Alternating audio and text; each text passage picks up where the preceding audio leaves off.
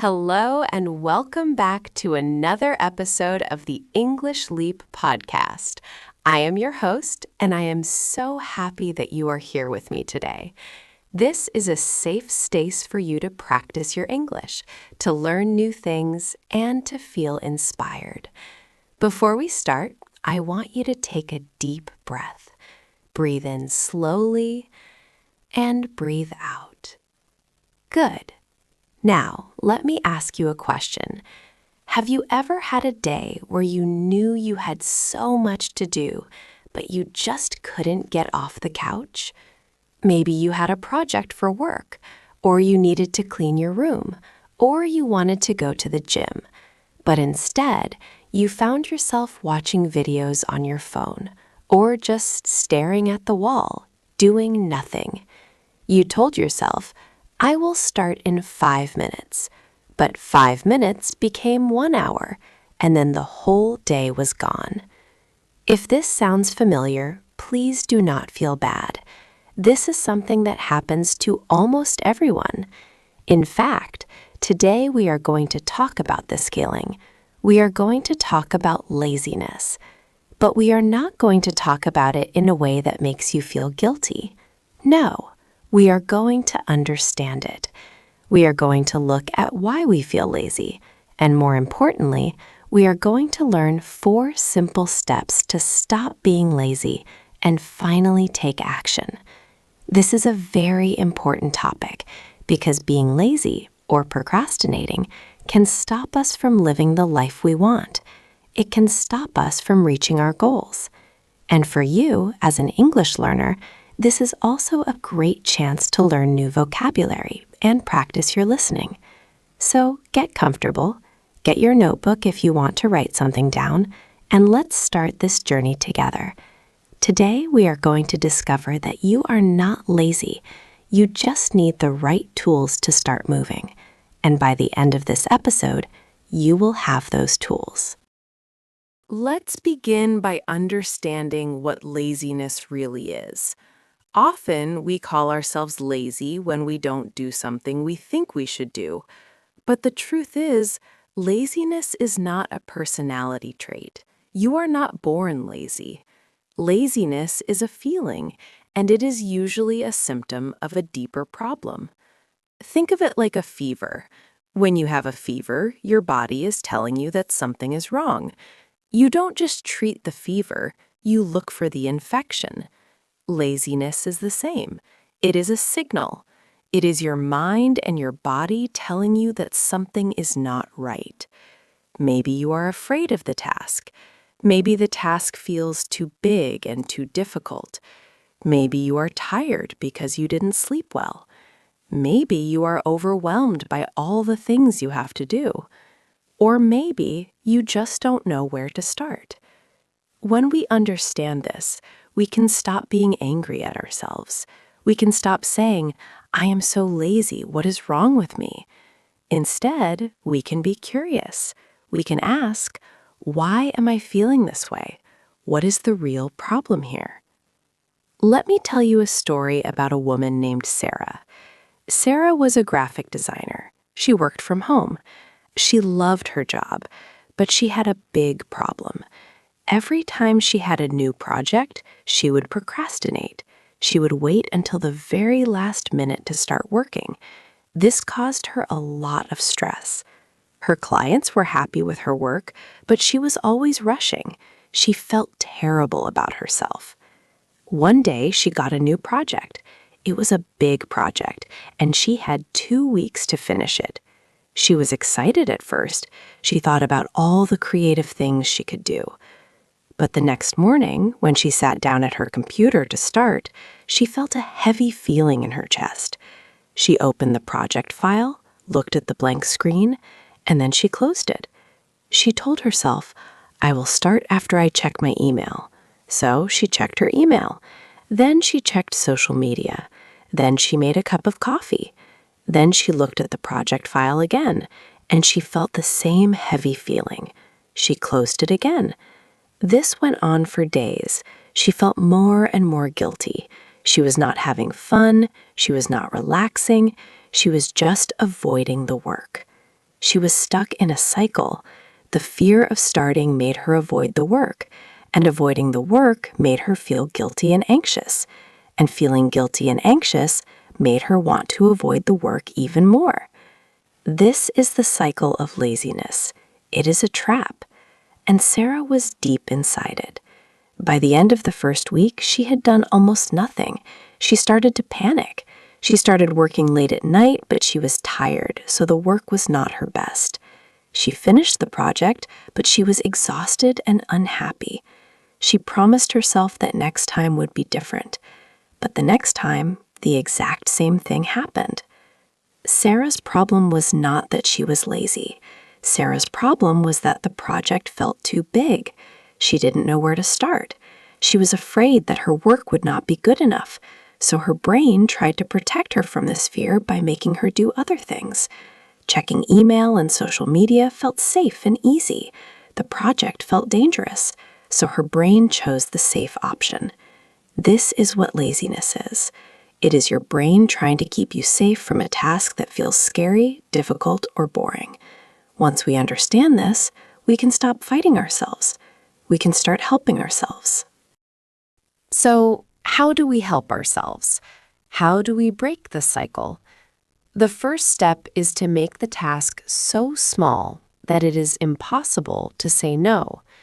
We need to trick our brain. Our brain doesn't like big, scary tasks, but our brain loves small, easy tasks. This idea is often called the 2-minute rule. The rule is very simple. When you don't want to start something, you tell yourself that you will only do it for 2 minutes. That's it, just 2 minutes. If you need to write a report, you tell yourself, I will just open the document and write 1 sentence. If you need to clean your room, you tell yourself, I will just pick up 1 piece of trash. If you need to exercise, you tell yourself, I will just put on my workout clothes. That is the goal. Only 2 minutes. Why does this work? Because the hardest part of any task is not the task itself. The hardest part is starting. There is a law in physics called Newton's first law of motion. It says that an object at rest stays at rest, and an object in motion stays in motion. This is true for us too. When we are sitting on the couch, it is hard to stand up. Our body wants to stay at rest. But once we stand up, it is easier to keep moving. The 2-minute rule helps us overcome the resistance of starting. It is a bridge between being at rest and being in motion. Let's go back to our friend Sarah. Imagine if, on the first day of her project, she had used the 2-minute rule. She sits at her computer. She feels the fear. She wants to check her email. But instead, she takes a deep breath and says to herself, okay, I am not going to work on the whole project. That is too big. I am just going to open the file and write 3 ideas for the design. That will take less than 2 minutes. So she does it. She opens the file and she writes 3 quick, bad ideas. They are not perfect. They are just ideas. But she did it. She started. And what happens next? Usually, once you start, you want to continue. You are already there. The document is open. Your brain is already thinking about the project. So maybe she writes 1 more idea. Or maybe she starts sketching one of the ideas. She is no longer at rest. She is in motion. And staying in motion is much easier than starting from rest. The 2-minute rule is a powerful tool because it respects how our brain works. It doesn't fight the fear. It goes around it. It says to the brain, don't worry, we are not doing the scary thing. We are just doing this tiny, easy thing. And the brain says, okay, that's fine. I can do that. And then before the brain realizes what is happening, you are already working. So if you are listening to this and you are feeling stuck on something, I want you to try this today. Think of 1 thing you have been avoiding.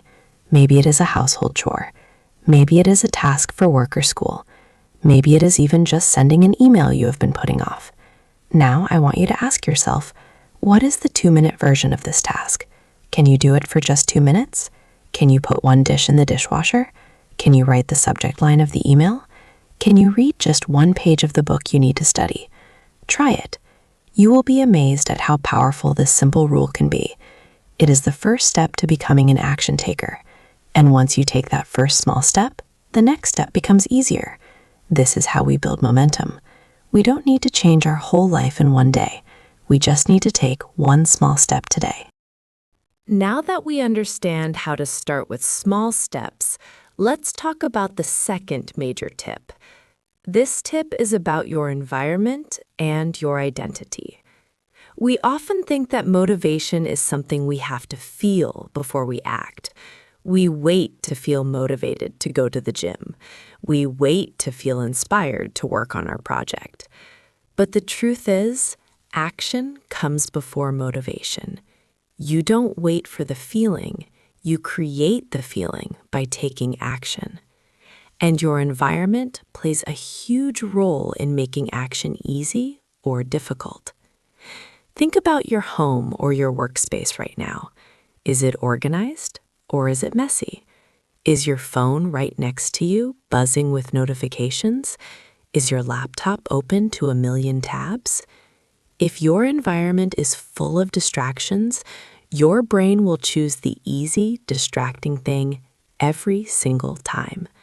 You are not weak. You are normal. Your brain is wired to look for the path of least resistance. So, if you want to stop being lazy, you have to change the path. You have to make the good habits easy and the bad habits hard. This is called designing your environment for success. For example, if you want to read more books, don't put your book on a shelf in another room. Put it on your pillow. Put it right where you will see it when you go to bed. If you want to exercise in the morning, lay your workout clothes out the night before. Put your shoes right next to the bed. This sounds so simple, but it is incredibly effective. When your workout clothes are right there, you don't have to make a decision in the morning. The decision is already made. All you have to do is put them on. And once they are on, you are much more likely to actually exercise. On the other hand, if you want to waste less time on your phone, you can make that habit harder. You can put your phone in another room while you work. You can turn off all notifications. You can delete the apps that waste your time. When your phone is in another room, checking social media becomes a conscious choice, not an automatic habit.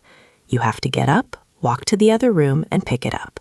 That small amount of friction is often enough to stop you. You will think, is it really worth getting up? And many times you will decide it is not, and you will go back to your work. This is not about willpower. This is about design. Willpower is like a muscle. It gets tired. You cannot rely on willpower at the end of a long day, but you can rely on a good environment. A good environment works for you 24 hours a day, even when your willpower is gone.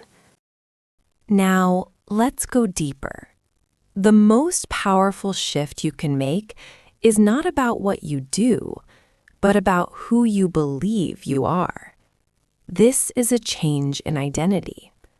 Most people, when they try to change a habit, they focus on outcomes. They say, I want to lose weight, or I want to finish this project. But these are just results. A more powerful approach is to focus on your identity. Instead of saying, I want to stop being lazy, you start to say, I am not a lazy person. I am an action taker. Every small action you take is proof of this new identity. If you go to the gym for just 10 minutes, you are not just exercising. You are proving to yourself that you are the kind of person who exercises. If you write one sentence of your report, you are proving to yourself that you are the kind of person who writes. This is a feedback loop. Your actions shape your identity, and your identity shapes your actions. Let me give you a long example to really explain this. Imagine a man named David. David wanted to write a book. He had wanted to write a book for years. He had the ideas, but every time he sat down to write, he would freeze. He would write a few sentences, then delete them. He would tell himself, I am just not a writer. I'm too lazy to write a whole book. This was his identity. He believed he was lazy and not a writer. Because he believed this, his actions matched his identity. He didn't write. One day, he learned about this idea of identity-based habits.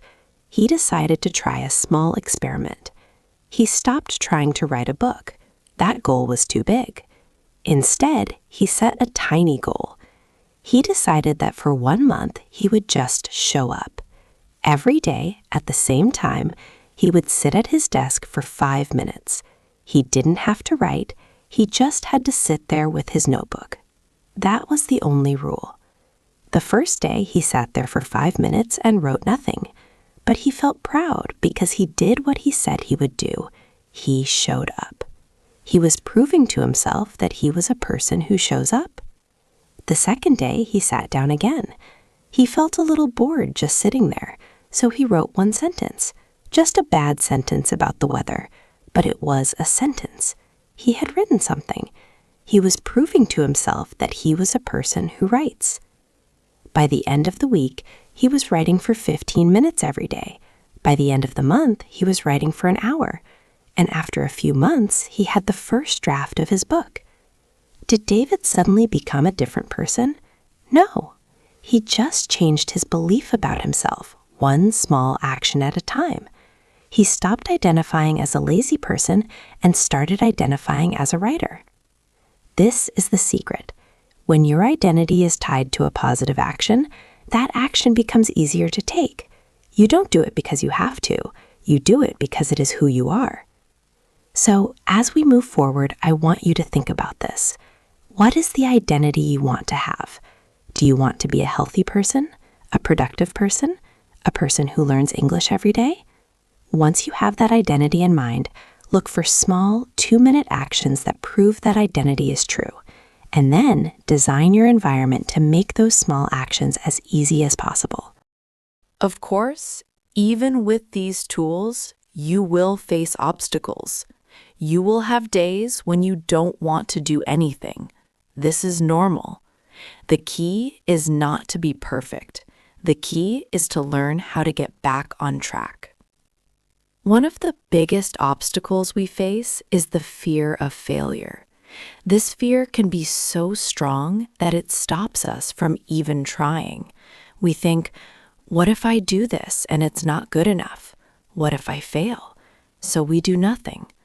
Doing nothing feels safer because we haven't failed. But by doing nothing, we have already failed. We have failed to try. We have failed to grow. We need to change our relationship with failure. We need to see failure not as a sign of weakness, but as a sign of learning.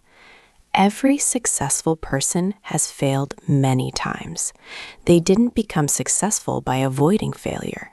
They became successful by failing, learning, and trying again. Think about a baby learning to walk. Does the baby fall down and think, "Oh no, I failed at walking. I am a failure. I should just crawl forever"?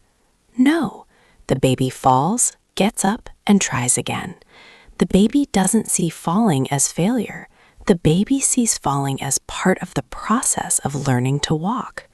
We need to have that same mindset with our goals. We need to be kind to ourselves when we have an off day. If you have a lazy day, it's okay. It doesn't mean you are a lazy person. It just means you had a lazy day. The important thing is what you do next. Do you let one lazy day turn into a week of laziness, or do you get back up, use the 2-minute rule, and take one small step again? This is called resilience, and it is a skill you can build. Let me tell you a quick story about a woman named Maria. Maria was learning English, just like you. She was very motivated at first. She studied every day for a month. She felt great.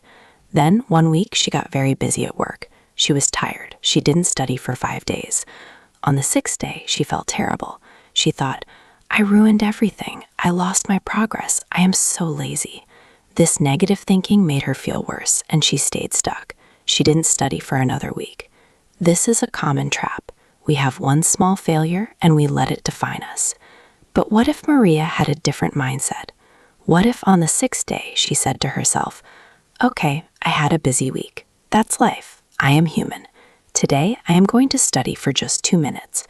She opens her app, she studies for 2 minutes, and she feels good. She is back in motion. The week of not studying becomes just a small bump in the road, not a roadblock. This is how we overcome obstacles. We accept them, we forgive ourselves, and we start again, small. We don't wait for Monday. We don't wait for the first of the month. We start again right now, in this moment. So, as we come to the end of our time together today, let's slowly summarize everything we have talked about. We started by understanding that laziness is not who you are. It is a feeling, a signal that something is wrong. Maybe you are afraid, overwhelmed, or tired. By understanding this, you can stop being angry at yourself and start being curious. Then we learned the first powerful tool, the 2-minute rule. When a task feels too big, just do it for 2 minutes. This helps you overcome the resistance of starting and gets you into motion. We talked about the law of physics, that an object in motion stays in motion. The 2-minute rule is how you get that object moving. Our second tool was about designing your environment for success. Make good habits easy by putting the things you need right in front of you. Make bad habits hard by adding friction, like putting your phone in another room. Your environment is more powerful than your willpower. Then we explored the most important shift of all, changing your identity. Stop saying, "I am lazy." Start proving to yourself with small actions that you are an action taker. You are a person who shows up. Your actions create your identity, and your identity creates your future actions. Finally, we talked about obstacles and the fear of failure. We learned that failure is not the end. It is part of the process. The most important thing is to be kind to yourself when you slip, and then start again immediately with a tiny step. Do not let one lazy day become a lazy life. My friend, I want you to leave this podcast with a new belief. The belief that you are capable of taking action. You are capable of achieving your goals. You are not lazy. You are just human, and you have been using the wrong tools. Now you have some new tools. Use them. Start today. Right after you finish listening, I want you to think of one small thing you have been putting off. Just one thing. And I want you to do the 2-minute version of it. Maybe it is washing one dish. Maybe it is writing one sentence in your English journal. Maybe it is just standing up and stretching for 2 minutes. Do it. And then notice how you feel. Notice the power of taking action. That feeling is momentum. That feeling is you becoming the person you want to be. Thank you so much for listening to this episode of the English Leap podcast. I am so grateful that you spent this time with me.